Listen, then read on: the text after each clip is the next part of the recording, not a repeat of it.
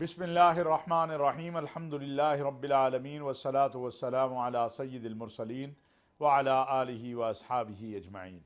अम्मा बादु फ़अऊज़ु बिल्लाहि मिनश शैतानिर रजीम। बिस्मिल्लाहिर्रहमानिर्रहीम।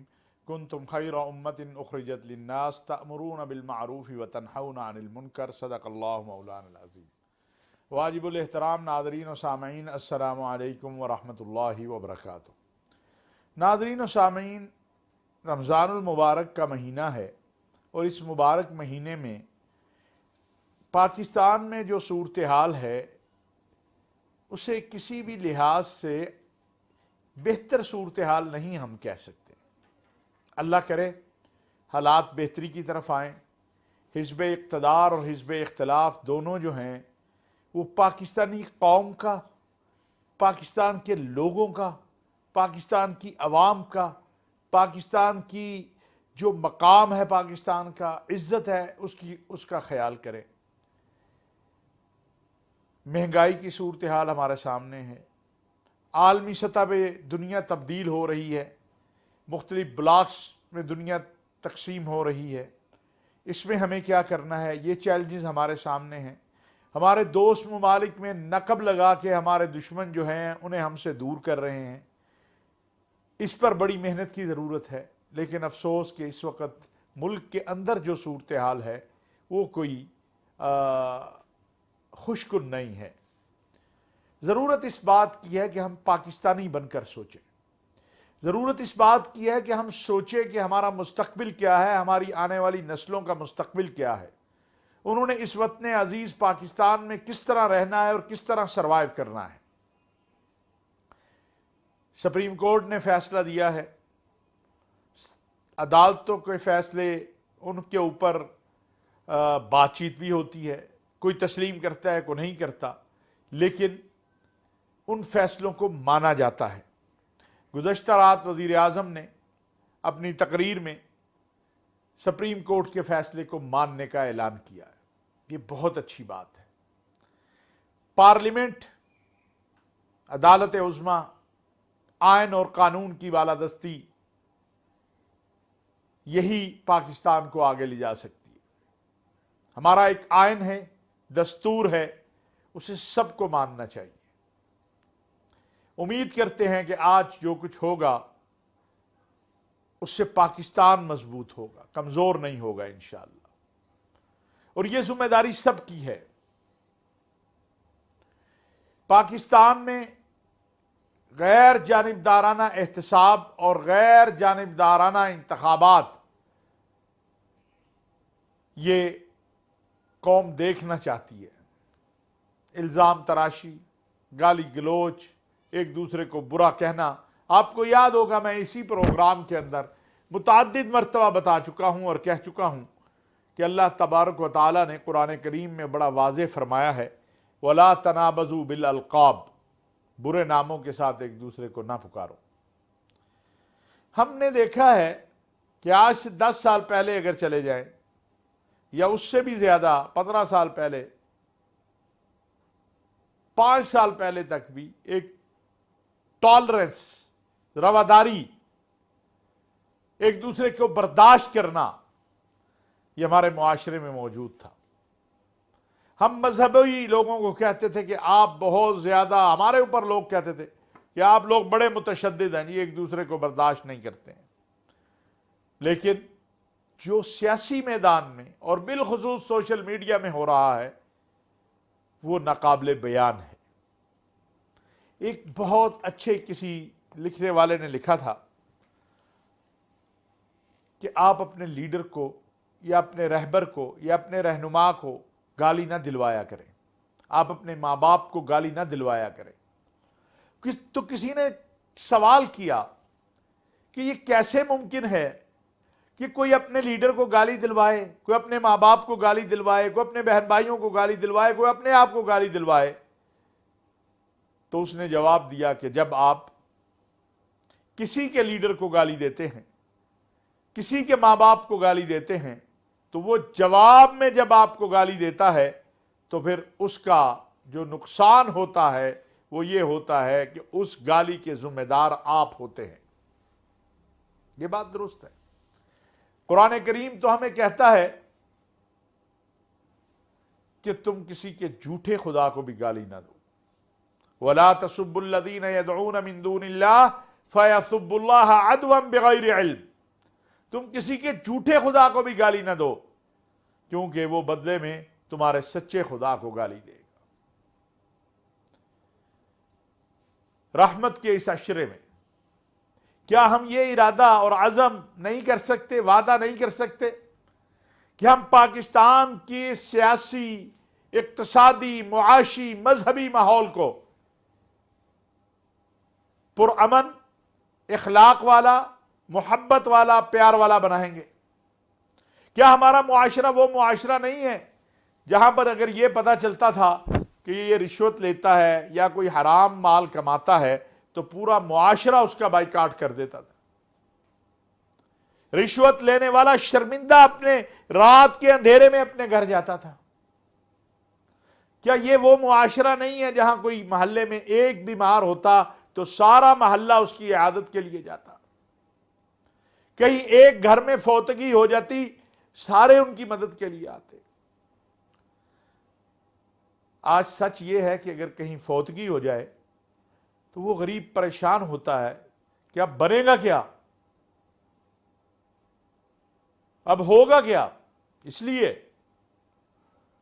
کہ ایک تو اس کے گھر میں فوتگی ہو گئی ہے اور دوسرا جناب اب کھانے پینے کا نظام اور لمبا.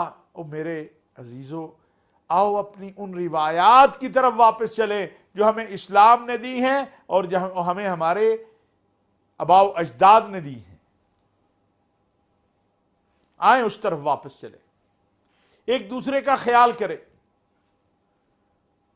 کیا یہ خوبصورتی ہمارے معاشرے کی نہیں تھی کہ محلے میں اگر کسی ایک گھر میں کوئی نئی سبزی بن جاتی، کوئی اچھا سالن بن جاتا، کوئی اچھی چیز بن جاتی تو وہ پورے محلے میں تھوڑی تھوڑی بھیجتا تاکہ سارے اس کو کھا لیں، سارے اس سے مستفید ہو جائیں. یہ محبت و پیار کہاں چلا گیا ہے؟ آج تو ماں باپ گھر میں اپنے بیٹھے ہوئے بیٹے سے ملاقات نہیں کر پاتے کیونکہ وہ مصروف ہے اس آلہ کے اوپر. جو بھی رزلٹ ہو اللہ تبارک و تعالیٰ اسے پاکستان کے لیے، پاکستانیوں کے لیے اچھا کرے. یہ جو تصور ہے نا ناظرین، اس سے بھی ہمیں باہر نکلنا ہے کہ مجھے کیا ہے. یہ اسلامی تصور نہیں ہے، یہ دین کا تصور نہیں ہے کہ مجھے کیا ہے. دین کا تصور تو یہ ہے کہ اچھائی کو اچھائی کہا جائے، برائی کو برائی کہا جائے. قرآن کریم میں کہا گیا ہے وَتَعَاوَنُوا عَلَى الْبِرِّ وَالتَّقْوَى وَلَا تَعَاوَنُوا عَلَى الْإِثْمِ وَالْعُدْوَانِ، کہ نیکی اور اچھائی کے کاموں میں تعاون کرو اور غیر شرعی امور میں محاسب کا کردار ادا کرو.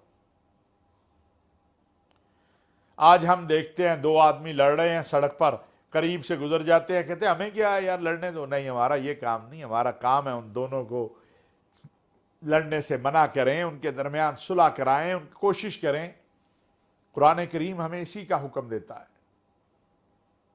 اللہ کے نبی صلی اللہ علیہ وسلم نے فرمایا اپنے بھائی کی مدد کرو خواہ ظالم ہو یا مظلوم.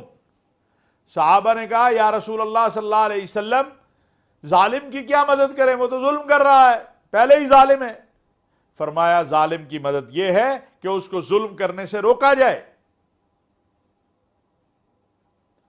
یہ جو ہمارا تصور بن گیا ہوا ہے کہ مجھے کیا ہے، جو ہوتا ہے ہونے دو، یہی جاہلانہ تصور ہے.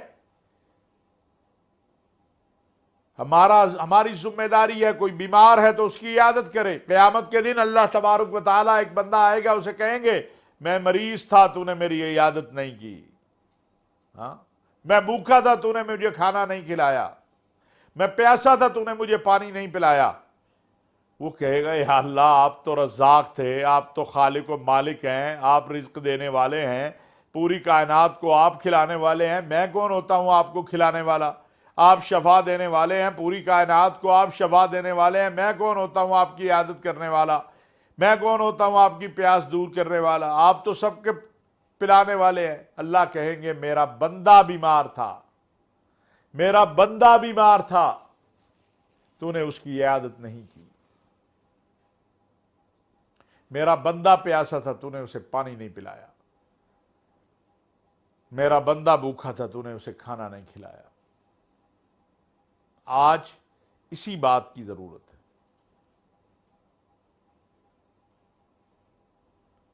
اس طرف آگے بڑھنے کی ضرورت ہے، اس کو دیکھنے کی ضرورت ہے، اپنے رویوں میں تبدیلی لانے کی ضرورت ہے، صلہ رحمی کرنے کی ضرورت ہے۔ قرآن کریم میں کہا گیا وَآتِ ذَا الْقُرْبَى حَقَّهُ وَالْمِسْكِينَ وَابْنَ السَّبِيلِ، اپنے قریبی رشتہ داروں کا خیال کرو، اپنے پڑوسیوں کا۔ تو ناظرین، یہ پاکستان اللہ کی بہت بڑی نعمت ہے۔ مجھے عرب علماء اکثر ممالک جو ہیں جو جہاں اس وقت حالات بھی اچھے نہیں ہیں، خواہ وہ شام ہو، یمن ہو، اس سے پہلے باقی جگہوں پہ، وہ ہمیشہ مجھے جب ملتے ہیں تو کہتے ہیں تم پر اللہ کی بہت بڑی نعمت ہے، یہ پاکستان اللہ کی بہت بڑی نعمت ہے۔ تو میں نے کہا کیوں؟ آپ یہ بات کیوں کہتے ہیں؟ انہوں نے کہا اس لیے کہ جو تم چاہتے ہو کہہ دیتے ہو، جو تم چاہتے ہو بول دیتے ہو۔ ہماری طرف دیکھو، دنیا میں کوئی ملک ایسا نہیں ہے۔ یہ جو ہماری آزادی ہے، اسے ہمیں مادر پدر آزادی بھی نہیں بنانا چاہیے، ہمیں اس کا خیال کرنا چاہیے۔ ناظرین، دنیا کی یہ کوشش ہے کہ یہ دنیا اسلام کے دو ملک ہیں، ایک مملکت سعودی عرب اور ایک پاکستان، یہاں پر کسی طریقے سے انتشار پیدا ہو۔ ہمارے اوپر بھی ایک لمبی جنگ مسلط ہوئی، الحمدللہ ہم نے ہماری اپنی فوج اور قوم کی وجہ سے اس سے نجات پائی، جو 9/11 کے بعد ہمارے گلیاں، بازار، پارکیں، مسجدیں، امام بارگاہیں، چرچ لہو لہان ہوئے، اور یمن سے حوثیوں نے سعودی عرب پر بھی جو جنگ مسلط کی، دنیا کے سامنے ہے۔ الحمدللہ، اللہ کا شکر ہے، اس حوالے سے بہت پیش رفت اچھی ہو رہی ہے۔ سعودی عرب مسلمانوں کا مرکز ہے، اور پاکستان دنیا اسلام کی ایٹمی قوت ہے، ایک مضبوط فوج اور قوم رکھتی ہے۔ میں پڑھتا تھا ناظرین، یہ 1983 84 یا 85 کی بات ہے، 85 کی بات، ایک ملک کا ایک تھنک ٹینک کہ کچھ لوگ آئے تھے، اور ہم بچے تھے، روزنامہ جنگ ایک روزنامہ اخبار لاہور سے نیا نیا نکلنا شروع ہوا تھا 1986 87 میں۔ یہ میں آپ کو 3-4 سالوں کی اس لیے نام لیے کہ ہم اس وقت طالب علمی دور میں تھے۔ تو ایک ملک سے کچھ لوگ آئے، تو مجھے شوق تھا صحافت کا، تو میں شام کو اس اخبار کے دفتر میں آ جاتا تھا۔ تو جو میرے استاد بھی تھے، محسن بھی تھے، اللہ تعالیٰ ان کو بڑی جنت دے، ان کے پاس وہ کچھ لوگ بیٹھے ہوئے تھے۔ تو جب وہ چلے گئے تو انہوں نے مجھے کہا کہ مولوی مجھے، میں ابھی اس وقت پڑھتا تھا جامعہ اشرفیہ میں، دورہ حدیث کرتا تھا، کہ ایک بہت بڑا پاکستان کے بارے میں پلان بن رہا ہے، اور وہ یہ ہے کہ پاکستانی قوم کو اور پاکستان کی فوج کو لڑایا جائے، خواہ وہ بلوچستان میں، خواہ وہ خیبر پختونخوا میں، خواہ قبائل میں، خواہ پنجاب میں، خواہ سندھ میں۔ اور آپ نے دیکھا پھر یہ کام ہوا بھی، اور پاکستان میں مذہبی جو فرقہ وارانہ تشدد ہے اس کو ابھارا جائے۔ پھر آپ نے دیکھا 90 کی دہائی میں جو ہم نے لاشیں اٹھائیں، جس طرح خون بہا، اللہ کا شکر ہے پاکستان کی قیادت نے اس کا احساس رکھا، اور پیغام پاکستان کی صورت میں ایک ایسی دستاویز آج ہمارے پاس موجود ہے کہ جس پر تمام مکاتب فکر کے دستخط ہیں، اور دنیا بھی اس سے مستفید ہو رہی ہے۔ ملی یکجہتی کونسل بنی، جو حضرت مولانا سمیع الحق شہید رحمۃ اللہ علیہ، علامہ ساجد علی نقوی، مولانا شاہ امن نورانی، پروفیسر ساجد میر، قاضی حسین احمد ان حضرات نے، اور اس میں آپ کے اس خادم کا بھی تھوڑا کردار تھا، ہم تو خدام میں سے ہیں، لیکن بہرحال اس مولانا ضیاء الرحمن فاروقی صاحب، یہ سب حضرات اس میں تھے۔ وہ سازش ناکام ہو گئی۔ آج یہ سوشل میڈیا آ گیا ہے،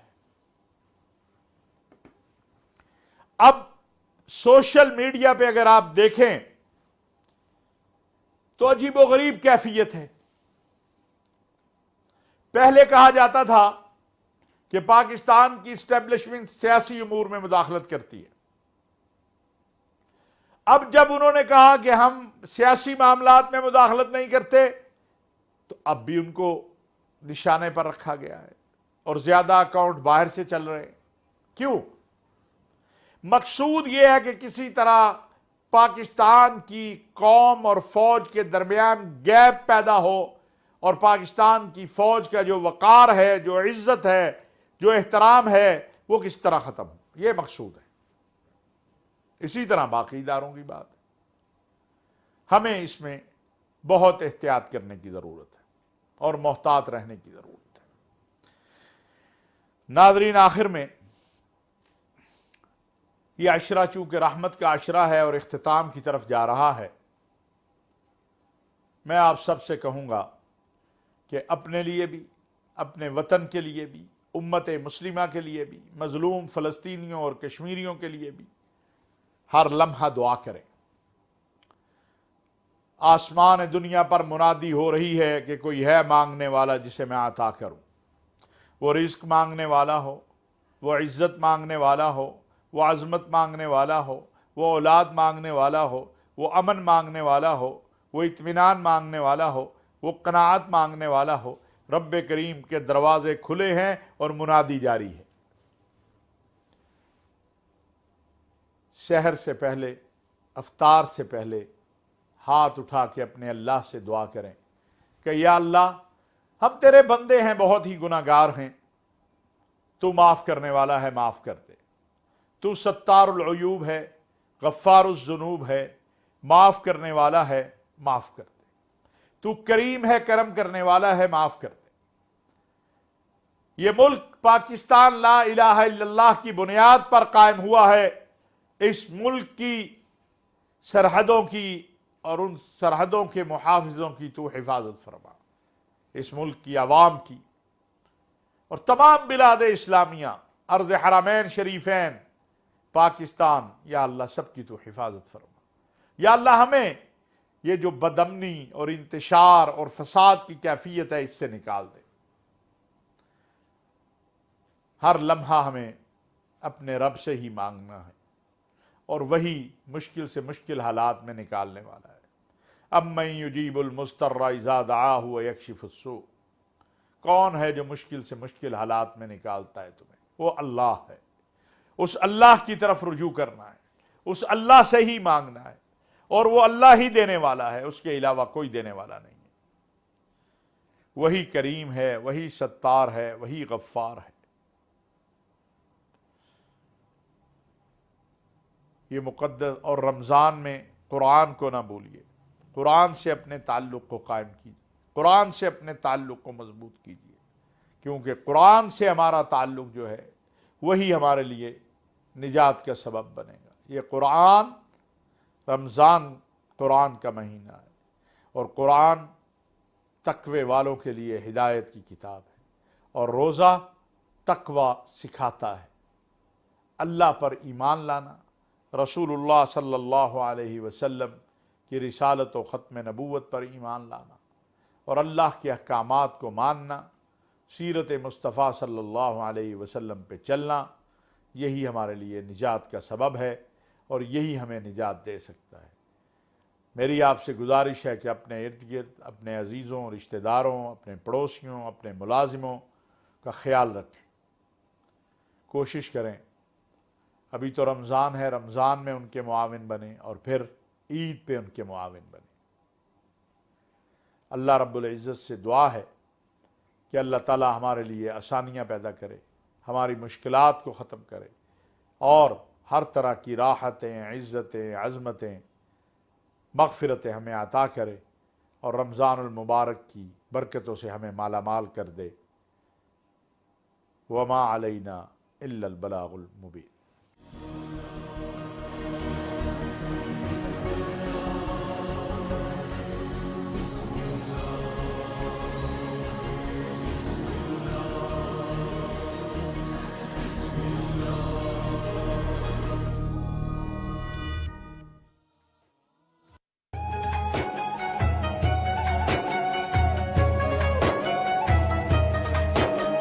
رمضان پاکستان، رمضان